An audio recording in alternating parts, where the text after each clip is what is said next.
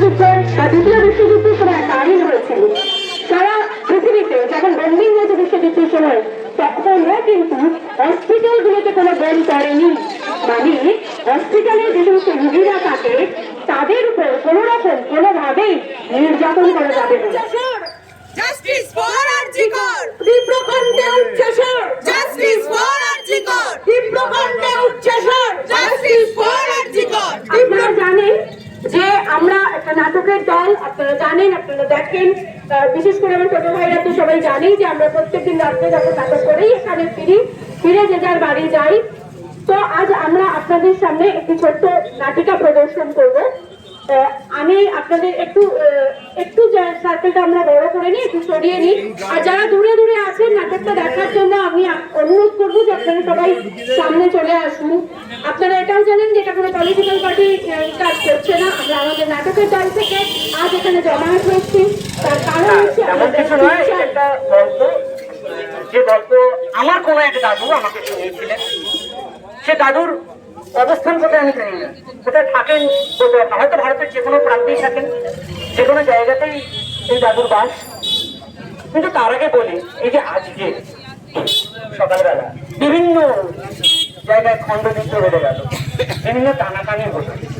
এই টানাটানি করতে গিয়ে যদি কেউ কারোর কিছু হয়ে যেত, ভালো লাগতো? ভালো লাগতো কি? ভালো লাগতো? কেউ কি চেয়েছে এরকম হতে? বা ধরুন আমরা টানাটানি নিয়ে ব্যস্ত থাকি, পেছন থেকে কেউ আমার এসে মেরে দিয়ে চলে যায়, কারোর কি ভালো লাগবে? লাগবে না তো? অনেকে বোধহয় বুঝতে পারছেন। বালি আর সুগ্রীবের যুদ্ধে কি হয়েছিল? বালি আর সুগ্রীবের যুদ্ধে কি হয়েছিল?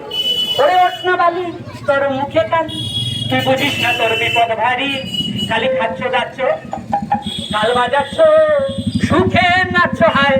আর ওই যে রাম লক্ষণ হনু আসছে সারি সারি, ওরে সুগ্রীব তোকে সেই সুযোগ পিটিয়ে করবে ঝামা, ওরে সুগ্রীব তোকে সেই সুযোগ পিটিয়ে করবে ঝামা, তুই বাদ নামা যুদ্ধে নামা যুদ্ধে নামা নামা। এমন সময় বীর বানর বালি বলল, কে? ও সুগ্রীব। ও সুগ্রীব আমার কি করবে? কিন্তু মূর্খ তো জানতো না সুগ্রীব তো নিমিত্ত, পেছন থেকে লড়াই করছে কে? রাম। সেই রামের সনে যুদ্ধে যেতা একলা তোমার কম্য নয়, রামের সনে যুদ্ধে যেতা একলা তোমার কম্য নয়। এমন সময় তুমি আড়াল থেকে স্বর নিক্ষেপ করলে, পরিচয় দাও, পরিচয়। দেখো, আমি ক্ষত্রিয় কুলচিত বীর, অযোধ্যার রাজপুত্র শ্রীরাম। আমি তোমাকে আড়াল থেকে স্বর নিক্ষেপ করেছি, নিজেকে ক্ষত্রিয় কুলচিত বীর বলে পরিচয় দিচ্ছ, অথচ খাত্র ধর্মের নীতি নিয়ম লঙ্ঘন করে আড়াল থেকে স্বর নিক্ষেপ করছো। ঠিক তোমার খাত্র আছে। দেখো, এ রাজ্য ভারতে, আমি তারই আজ্ঞায় দুষ্টের দমন এবং শিষ্টের পালন করতে। তুমি যেন কি করছো? তুমি তো তোমার ভদ্রবতীকে হরণ করেছো, তাই তোমাকে শাস্তি পেতে হলো। তুমি ভুলে যাচ্ছ কুমার, এটা ইক্ষাকুদের রাজ্য, কিষ্কিন্ধা নয়। বানর রাজ্য কিষ্কিন্ধা। তুমি কেন ভুলে যাচ্ছ যে শিকারীতে এইভাবে মৃগের আকারে প্রাণী হত্যা করেই তার ভক্ষ মাংস সংগ্রহ করে, কিন্তু প্রাণীর মাংস যে ক্ষত্রিয় আর ব্রাহ্মণের অভক্ষ।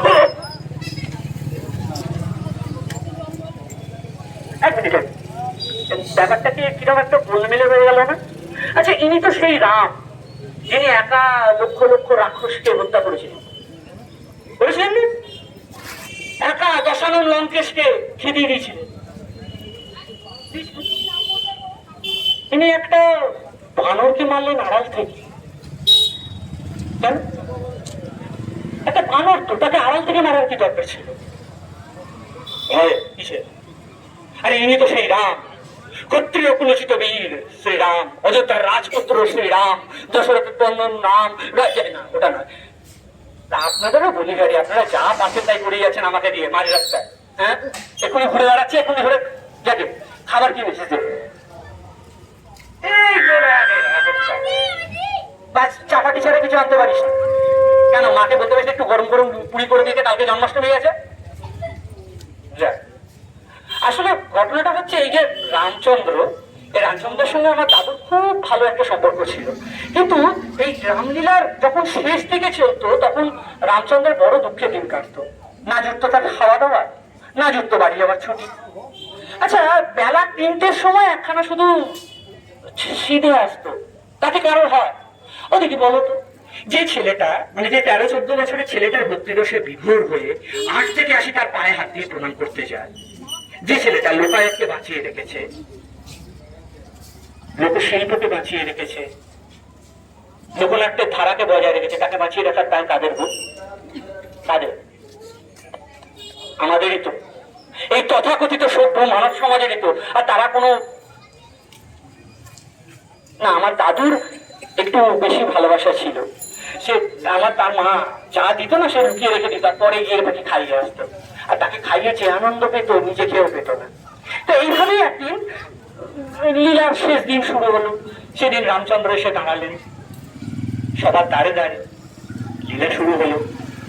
লীলায় দেখা গেল রামচন্দ্র ফিরলেন অযোধ্যায়। প্রজাদের মধ্যে কানাঘুষো শুরু হয়ে গেল। বললো, আরে ও রাবণের মতো মহাপাপীর ঘরে 10 মাস ছিল। হ্যাঁ, আর আমাদের রাজা রামেরও এত মোহ, যাকে নিজের মুখ করে নিল, উল্টে সিংহাসনে বসিয়ে দিল কেন? হ্যাঁ, আরে বাবা, আজকে তো 1 গ্রামে হয়েছে, কাল অন্য গ্রামে হবে, সবাই কখন রানীর উদাহরণ দেবে, এই গ্রামে থাকা যায় না। আমার দাদু বলেছিলেন, এই একটা সময় যেখানে আর দাদুর রামলীলা ভালো লাগেনি। কিছু প্রশ্ন ছিল।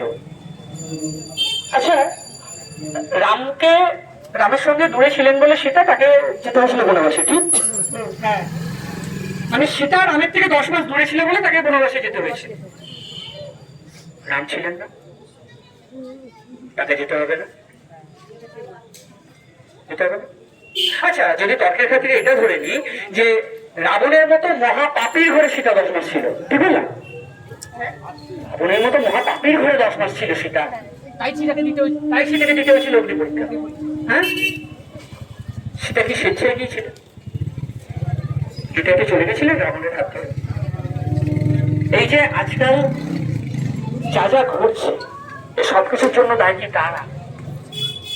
ভারতীয় পরিসংখ্যান বলছে প্রতিদিন গড়ে 315 জন মহিলা ধর্ষিত হন। সরকারি পরিসংখ্যান, আমার নয়। তার থেকে 100 জনের মতো প্রশাসনের দ্বারস্থ হতে পারেন। 100 জন পারেন। যদি তাই হয়, সংখ্যাটা দাঁড়ায় প্রতি 15 মিনিটে 1 জন। মানে আমরা এখানে এতক্ষণ জমায়েত হয়েছি, এর মধ্যে 3-4 জন। আবার এই যে প্রতি 5 জনে 1 জন, তার মধ্যে কিন্তু একজন নাবালিকা, 2.5 বছর, 2 বছর, 1.5 বছর, 9 মাস, 6 মাস, কেউ তো বাচ্চায় না, কেউ না। এটাই কি তাদের?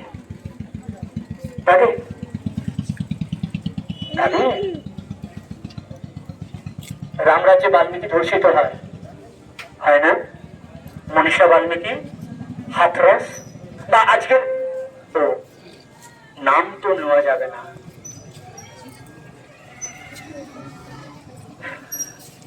আপনারা ঠিক যেভাবে চুপ করে আছেন, সেদিন সবাই চুপ করেছিল।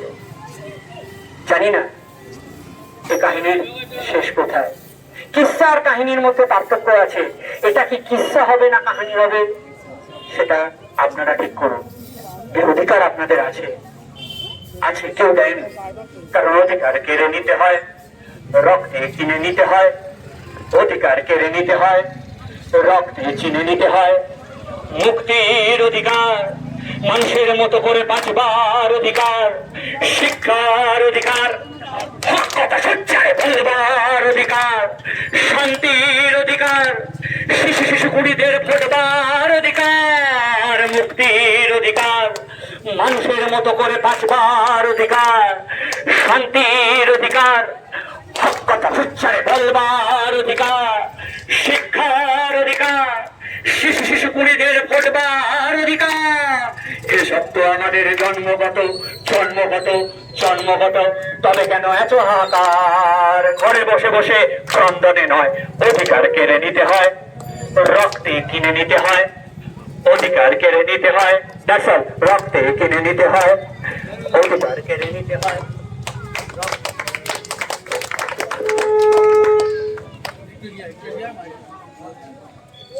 এতক্ষণ আমরা শুভজিতের পারফরমেন্স দেখছিলাম। সত্যি সত্যি অধিকার কেড়ে নিতে হয়।